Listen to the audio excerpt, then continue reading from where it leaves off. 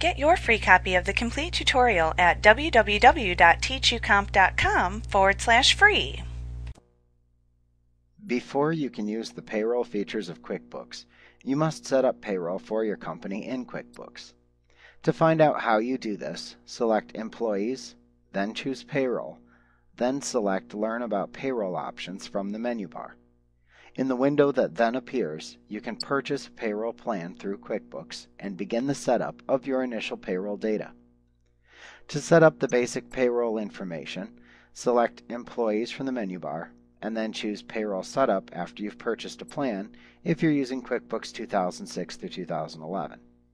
Now if you're using QuickBooks 2003 through 2005, instead select Employees, Roll to Payroll Services, and then choose the Setup Payroll command from the menu bar. Then use the QuickBooks Payroll Setup Wizard to input the information that QuickBooks will need to know in order to begin processing payroll.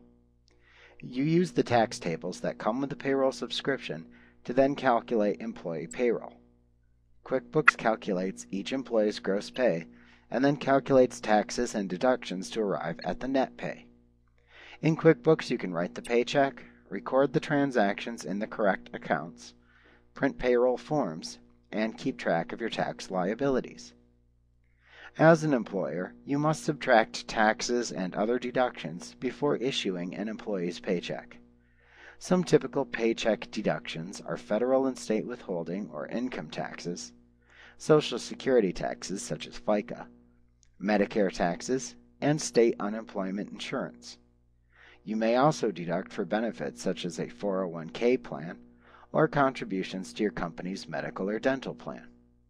When you withhold Social Security, Medicare, and federal withholding taxes from employees' paychecks, you must submit regular deposits of the withheld money and file quarterly forms that list the amounts withheld from each employee's paycheck. So let's review the payroll process and the steps that you must complete in order to do payroll. So first, QuickBooks is going to need the information about your company, and this includes information about your federal and state tax ID numbers. You enter this information when you set up your QuickBooks company in the Easy Step interview, and you can view most company information by selecting Company from the menu bar and then choosing the Company Information command. It'll also need information about your employees. The QuickBooks Employee List, shown in the Employee Center, stores general information about your employees and specific information related to payroll, such as the employee's salary or hourly rate, filing status, number of exemptions, and miscellaneous additions, deductions, and company contributions.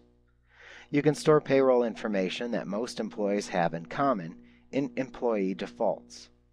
Then whenever you have a new employee to add, simply enter information that is specific to that specific employee, such as their name, their address, and so forth.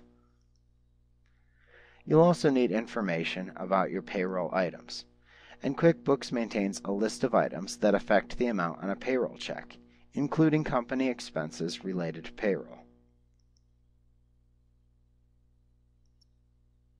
Now, when you specify that you want to use payroll, QuickBooks creates a number of default payroll items for you. You can then add others as you need them. You'll also need your tax tables for federal, state, and local withholdings. QuickBooks uses tax tables for payroll calculations. You get the current tax tables and keep them current when you subscribe to one of the QuickBooks payroll options. If you choose not to subscribe to one of these services, then you must calculate and enter your payroll tax deductions manually for each paycheck. Like what you see? Pick up your free copy of the complete tutorial at www.teachucomp.com/free.